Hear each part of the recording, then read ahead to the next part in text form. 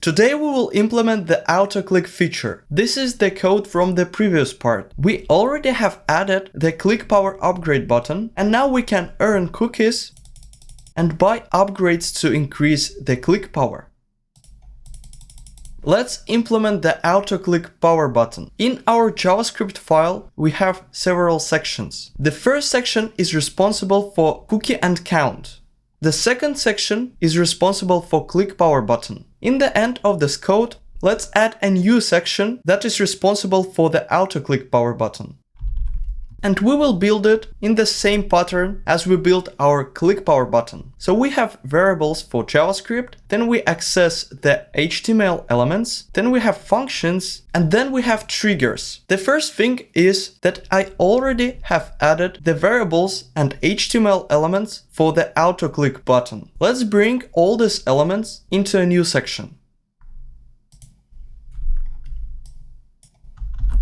So now we have two variables that are responsible for the auto-click, and we have three HTML elements that we will change. So now we need to write the function that would increment the auto-click power, and then we need to attach the trigger to the auto-click HTML element. Try writing it your own using the same pattern that we used for the click power button. But now let's implement it together. Let's start from the function. I call my function increase auto-click power, and here we need to do the same steps. So the first step will be the validation. In this step, we need to check that the user has enough cookies and he can buy this upgrade. The second step is to update the JavaScript variables. And the last step is to update our HTML elements. So let's start from the validation. In the validation, I check that the count is more or equal to auto-click cost. And if this condition is true, we subtract the auto-click cost from the total count. And now we can update JavaScript variables. We do the changes only inside of this if statement because we don't want to update anything if the user doesn't have enough count. Here I increase the auto-click power by 1, and now I need to set a new cost. So we want to increase the difficulty, and for that I will use a multiplier for the auto-click cost. In the increase click power, we used the multiplier of 1.4, but I think that the difficulty of the auto-click cost should be higher. And this is the reason why I will use the multiplier of 1.6. So here you can change the multiplier if you want to change the difficulty. Now we are ready to change the HTML elements. For all our variables, we have the responsible HTML element. It means that we need to change the corresponding HTML elements. So the first element is for the count.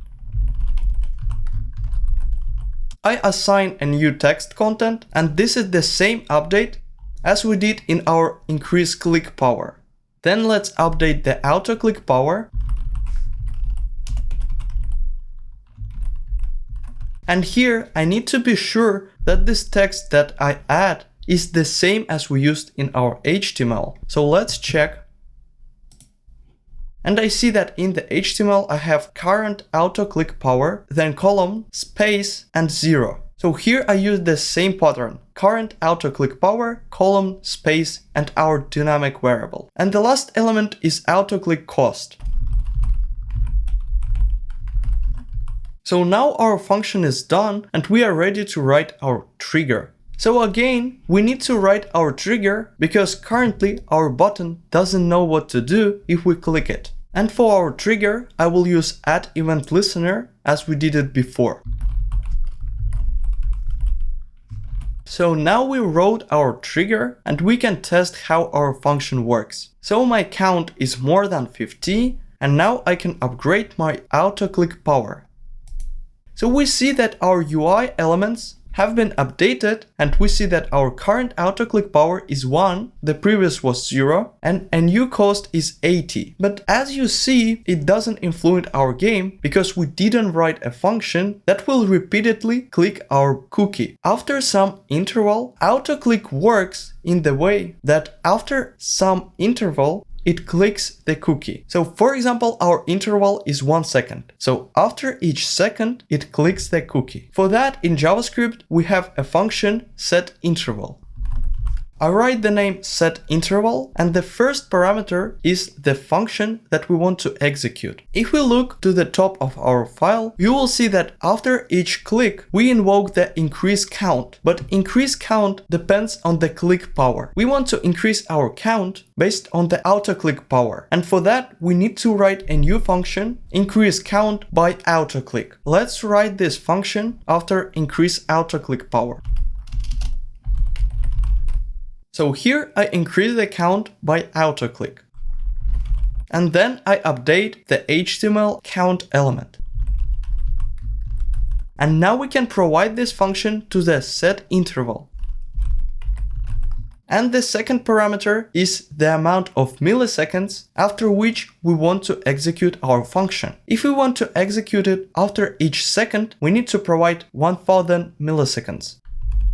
And to test how it works, we can add a new console log in our increase count by autoclick power button.